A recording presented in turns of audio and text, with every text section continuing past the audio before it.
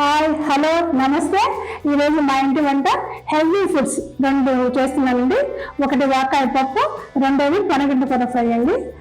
Seasonal foods అండి, రెండు healthy foods అండి చేసుకున్నాం. నేను కావాల్సిన పదార్థాలు చూద్దామండి.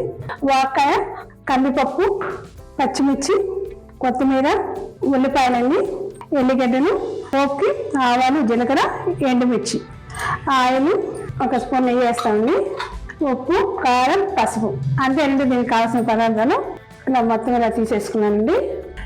ఈరోజు మట్టి పాత్రలో చేసుకున్నామండి హెల్దీ కర్రీ. సో మనం హెల్దీగానే చేసుకున్నాం. స్టవ్ ముట్టించి ఒక మట్టి పాత్ర పెట్టాను. ఈ మట్టి పాత్రలో ఏదైనా వంట చేసుకుంటే అందులో పోషక పదార్థాలన్నీ నిల్వ ఉంటాయి, అంటే ఎక్కువసేపు పోషకాలు పట్టి ఉంచుతుంది. మనం ఈ కప్పుతో కందిపప్పు డ్రై రోస్ట్ చేసి 1 అవర్ ముందుగా నానబెట్టుకున్నానండి. ఈ కప్పుతో 3 కప్పులు వాటర్ పోసుకున్నాం. వాటర్ మరిగాయండి, సరే ఇలా రోలింగ్ బాయిల్ వచ్చాక మాత్రమే కందిపప్పు వేస్తున్నాను. ఆల్రెడీ డ్రై రోస్ట్ చేసుకొని 1 అవర్ ముందుగా నానబెట్టుకున్నాం కందిపప్పు అండి. మీకు ఇష్టమంటే పెసరపప్పు కూడా వేసుకోవచ్చు. ఈ కందిపప్పు త్వరగా పొంగు రాకుండా ఒక 2 డ్రాప్స్ ఆయిల్ వేస్తున్నానండి. మూత పెట్టి ఉడకనిద్దాం. పప్పు ఉడికినేమో చూద్దామండి. పప్పు ఉడికిందండి. వాకాయలు వేస్తున్నానండి.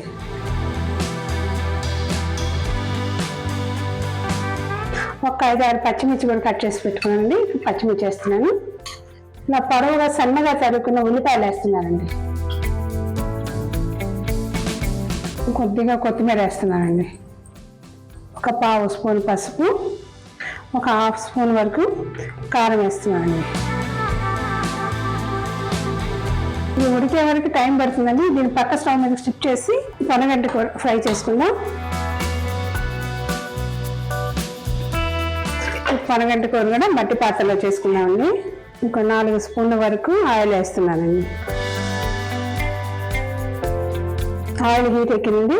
పోపు గింజలు వేస్తున్నానండి. ఆవాలు, జీలకర్ర, ఎండుమిర్చి, పచ్చెనగపప్పు, మినపప్పు, పచ్చిమిర్చి 2 పచ్చిమిర్చి వేస్తున్నానండి. ఒక 5-6 ఎల్లిపాయలు ఇలా క్రష్ చేసి పెట్టుకున్నానండి. ఇవి వేస్తున్నాను. ఎండుమిర్చి తుంచేస్తున్నానండి.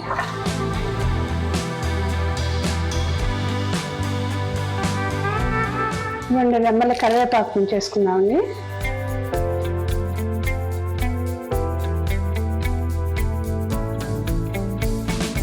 ఒక 1/2 స్పూన్ పసుపు వేస్తున్నానండి. ఆల్రెడీ ఒలిసి వాష్ చేసి పెట్టుకున్న పనగంటాకు వేస్తున్నానండి.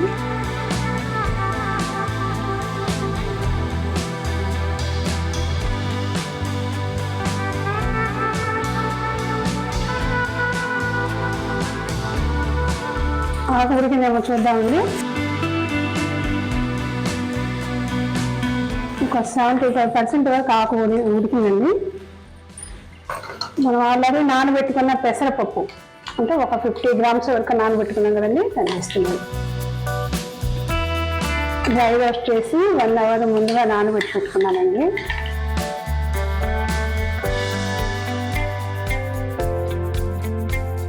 దీని ఉప్పు వేద్దామండి. ఇంకా రాక్ సాల్ట్ వేస్తానండి. అయితే పింక్ సాల్ట్ వేస్తున్నాను.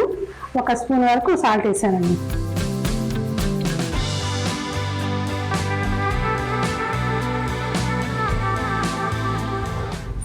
పప్పు ఉడికిందేమో చూద్దామండి.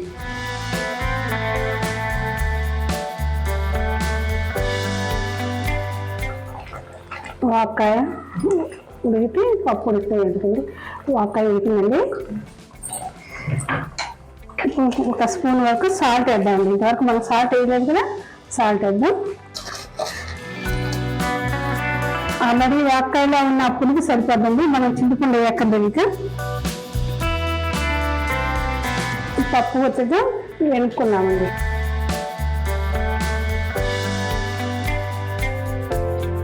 ఇలా మెరుగుకున్నాక పోపు పెట్టుకున్నామండి. పోపుకు ఒక మట్టి పాత్ర పెడుతున్నానండి. ఒక 2-3 స్పూన్ల వరకు ఆయిల్ వేస్తున్నానండి. ఈ పప్పుకి ఆయిల్ అనేది తక్కువే పట్టదండి, మన నాన్ వెజ్ లాగా ఎక్కువ వేసుకోవాల్సిన అవసరం ఉండదు. వీటికిందండి. ఒక 1/2 స్పూన్ ఆవాలు వేస్తానండి. 1/2 స్పూన్ జీలకర్ర వేస్తున్నానండి.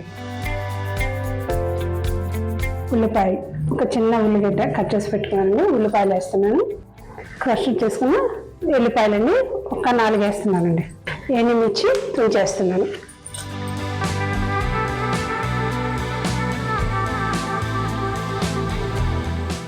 ఉల్లిపాయలు వేయండి. ఒక కరివేపాకు తుంచేస్తున్నాను. కొద్దిగా ఇంగు వేస్తున్నానండి.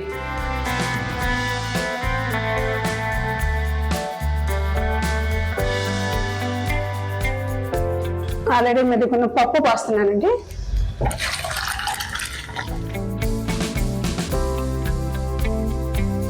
చివరిగా ఒక 1/2 స్పూన్ వరకు నెయ్యి కలుపుతున్నానండి. నేతి స్మెల్ ఉంటే బాగుంటుంది కదండి. ఈ పప్పు అయిపోయిందండి, దించుకుందాం.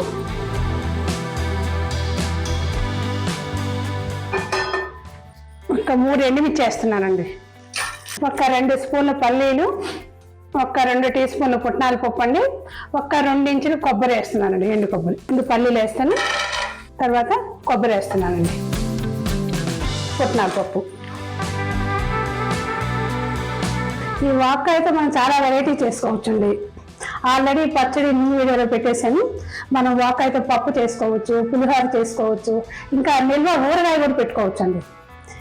ముఖ్యంగా మనకి ఈ సీజన్లో వచ్చే జ్వరాలు వస్తాయి కదండి. జ్వరాలకి, విరోచనాలు, వామిటింగ్స్ అవుతాయి కదండి. ఈ వాక్కాయ ఔషధిలా పనిచేస్తుందండి. మనకు జ్వరం వచ్చి తగ్గిపోయినాక ఒక 2-3 రోజుల వరకు నీరసంగా ఉంటుంది చూడండి. అలాంటప్పుడు ఈ వాక్కాయ గుజ్జు కొంచెం ఒక 2 స్పూన్ల వాక్కాయ గుజ్జు తీసుకుంటే 1 స్పూన్ సొంటి పొడి తీసుకోండి. అదేవిధంగా బెల్లం కూడా 2 స్పూన్లు, 3 మిక్స్ చేసుకొని మీరు తీసుకుంటే మీకు జ్వరం వల్ల వచ్చే నీరసం తగ్గిపోతుందండి. ఇంకా ఇదే మిక్సీ బాలింతలు తింటే కూడా వాళ్ళకి పాలు బాగా పడతాయండి. ఈ వాక్కాయ 21 రకాల బ్యాక్టీరియాతో పోరాడుతుందండి. జీర్ణశక్తిని పెంపొందిస్తుంది. మన పట్టులో నురుపురులున్నా చంపేస్తుందండి. మనకి ఈ సీజన్లో మాత్రమే దొరికే ఈ వాక్కాయని మాత్రం ఇప్పుడే తెచ్చుకొని త్వరగా చేసేస్తుంది. మళ్ళీ ఈ సీజన్ దాటిపోతే మనకు దొరకదు కదా. ఈ మసాలా తయారు చేసుకున్నాం కదండి, అంటే పల్లీలు, ఎండు కొబ్బరి, పుట్నాల పప్పు ఇవి చల్లారిపోయినాయండి. ఇవి దంచుకుందాం. ఎల్లిగడ్డ కూడా వేసి దంచుతున్నానండి. చూసారా, ఒక 4-7 పాయలు పచ్చి వేస్తున్నాను. చూసారా, ఇలా మెత్తగా అయిపోయింది. ఈ పౌడర్ ఇందులో వేసుకుందాం.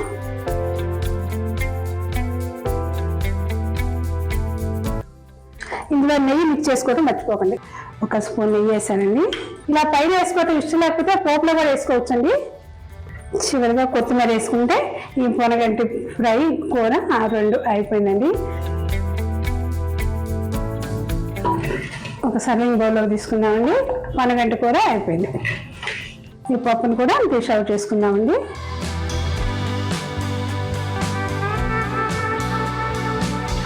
కమ్మని వాక్కాయ పప్పు, పొనగంటి కూర ఫ్రై రెడీ అయిపోయిందండి.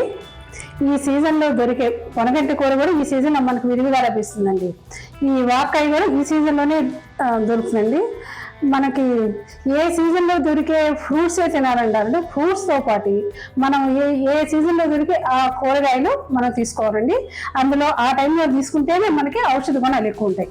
ఈ వాక్కాయలో ఈ సీజన్లో తీసుకున్న వాక్కాయలో మాత్రం మనకు ఔషధ గుణాలు ఎక్కువ ఉంటాయి. సో త్వరగా మార్కెట్కి వెళ్ళేసి ఈ పప్పు చేసుకోండి. మీకు నచ్చుతుందని అనుకుంటున్నానండి. నచ్చితే ఎలా కుదిరిందో నాకు కామెంట్ బాక్స్లో తెలియజేయండి. నచ్చితే ఒక లైక్ చేయండి, ఫ్రెండ్స్కి, రిలేటివ్స్కి షేర్ చేయండి.